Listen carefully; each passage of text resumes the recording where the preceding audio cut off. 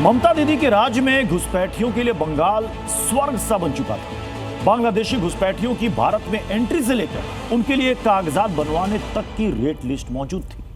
Border से लेकर बंगाल में बसने तक घुसपैठियों के लिए रक्षा कवच तैयार करने का सिंडिकेट एक्टिव था।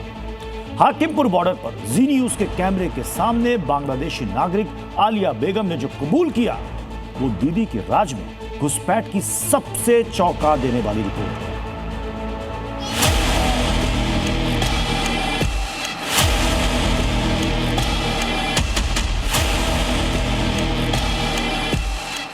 क्या क्या है आपके पास? Aadhaar card, PAN card, ration card, I card ছিল। Voter card.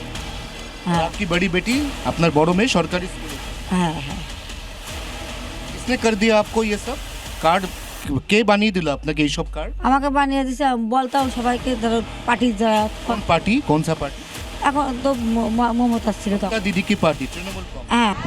बांग्लादेशी महफूजा खान ने अवैध रूप से बॉर्डर पार किया और हिंदुस्तान में घुस आई, बस गई, सारा कागजात भी बनवा लिया। ममता सरकार में घुसपैठ।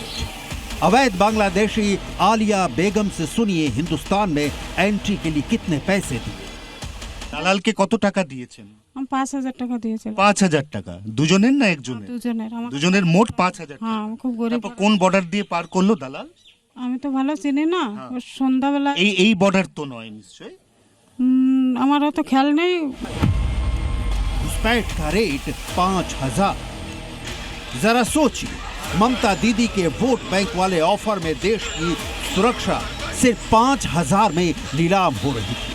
आलिया बेगम, महफूजा खान जैसे कितने ही महज 5-7 हजार रुपए देकर जोक की तरह भारत के साथ चिपक गए। और यही नहीं, बांग्लादेशी घुसपैठ पर अब तक का सबसे बड़ा खुलासा हुआ है।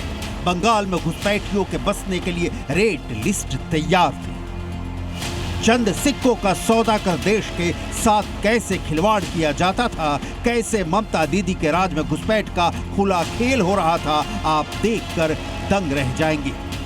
बंगाल में इस वक्त जो 11 होल्डिंग सेंटर एक्टिव हैं, जिनमें 386 घुसपैठिए रखे गए हैं, उनकी हिंदुस्तान में एंट्री देश को तबाह करने की एक ऐसी साजिश थी शुभेंदु सरकार, जिसका अब रेशा रेशा खोल रही है।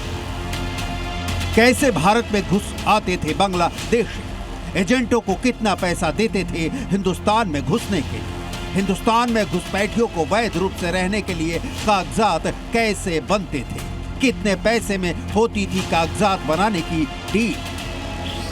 चौंकाने वाले खुलासे हो रहे हैं।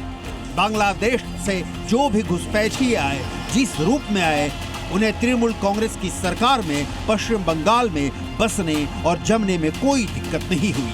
सिर पर छत मिली, रोटी मिली और रोजगार भी मिला।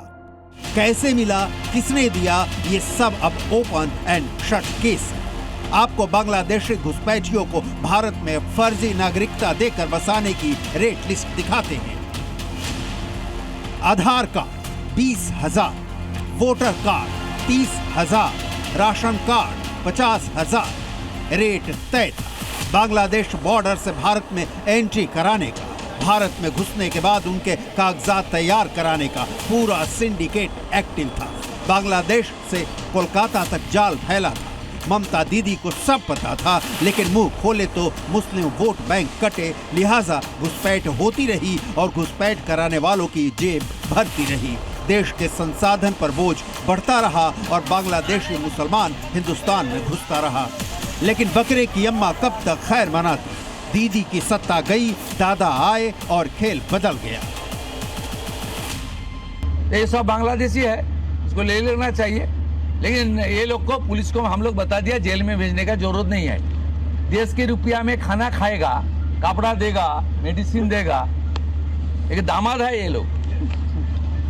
जल्दी जल्दी भागो, जल्दी जल्दी भागो, नहीं तो जो करना है सरकार करेगा। चुन चुन कर भगाए जा रहे हैं बांग्लादेशी घुसपैठिए। बंगाल की गली गली में हो रही है इनकी पहचान। जिनके पास कागजात है, उनकी हो रही है वेरिफिकेशन। पकड़े जाने पर होल्डिंग सेंटर है इनका ठिकाना, और फिर जहां से आए हैं बांग्लादेश, वही है फाइनली बांग्लादेशियों को जाना। ये भारत माता के सपूतों की माटी है, अवैध बांग्लादेशियों के अब्बा जान का घर नहीं। हाकिमपुर बॉर्डर से अयान घोषाल के साथ ब्यूरो रिपोर्ट, जी मीडिया।